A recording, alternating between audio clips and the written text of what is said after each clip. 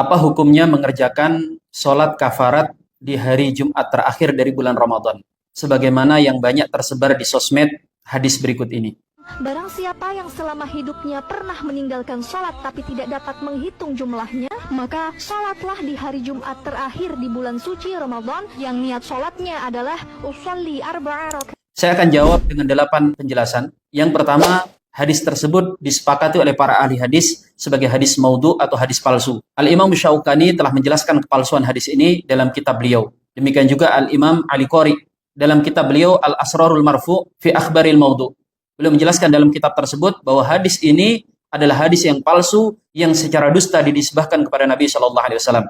Yang kedua, kepalsuan hadis ini sangat vulgar terlihat. Tidak butuh keahlian khusus untuk mengetahui kepalsuan hadis tersebut. Di antaranya adalah hadis itu mencantumkan tentang tata cara niat. Jika ada hadis yang menjelaskan tentang tata cara melafadzkan niat, tentu tidak akan ada khilafiyah di kalangan para ulama tentang masalah ini. Yang ketiga, mayoritas ulama itu membolehkan hadis lemah untuk dijadikan sebagai fadilah amal. Tetapi dengan catatan hadis tersebut tidak lemah sekali, apalagi hadis palsu. Al-Imam Nawawi rahimahullah ta'ala berkata, qala al-ulama'u minal muhaddisina wal fuqaha'i wa ghairihim yajuzu wa yustahabbul amal fil fadaili wa targhib wa tarhib bil hadisi dha'if ma lam yakun mawdu'a.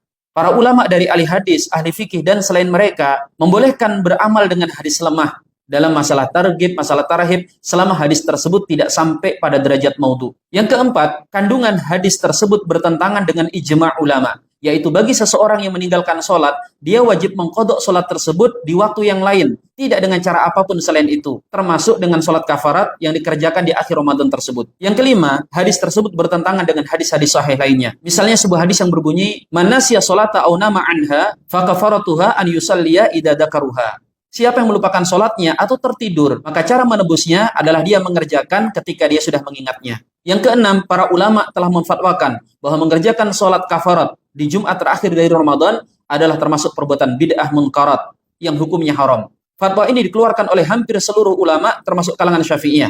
Di antaranya Al-Imam Ibnu Hajar Al-Haytami. Beliau berkata dalam kitab beliau Tuhfatul Muhtaj yang bunyinya, wa akbahu min dalik ma'utida fi ba'dil biladi min sholatil khamsi fi hadil jumu'ati wa akiba sholatiha za'imina anha tukafiru salawatil am awil umril matrukah wa dhalika haramun aw kufrun liwujuh la takhfa.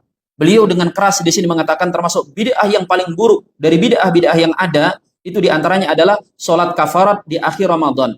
Yang dengan itu sebagian orang mengira dia bisa menebus beberapa waktu sholat yang ditinggalkannya dalam setahun atau bahkan seumur hidupnya. Beliau di sini bahkan menegaskan hal ini bisa menjatuhkan kepada kekafiran karena bisa menyebabkan orang meremehkan kewajiban sholat 5 waktu. Dan fatwa serupa bisa kita temukan dalam berbagai macam kitab fikih mazhab Syafi'i termasuk I'anatul Talibin. Yang ketujuh, tata cara sholat itu dijelaskan dalam kitab-kitab fikih para ulama, baik sholat wajib maupun sholat sunnah. Jika kita buka kitab-kitab fikih, maka kita tidak akan temukan tata cara sholat kafarat yang seperti ini. Ini sudah menjadi indikasi tersendiri bahwa sholat ini adalah sholat batil yang tidak ada tuntunannya dalam Islam.